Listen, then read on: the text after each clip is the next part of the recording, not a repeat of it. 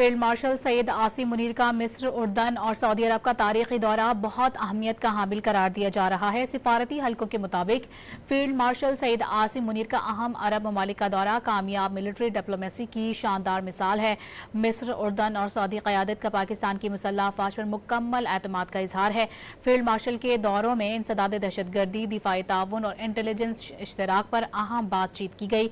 Field marshal के दौरों से पाकिस्तान का खित्ते में अमन, इस्तेहकाम और मुश्तरका सलामती के लिए कलीदी किरदार उजागर हुआ है और आर्मी चीफ की फ़ाल अस्करी सिफारतकारी पाकिस्तान के आलमी वक़ार में इजाफे का बाइस है।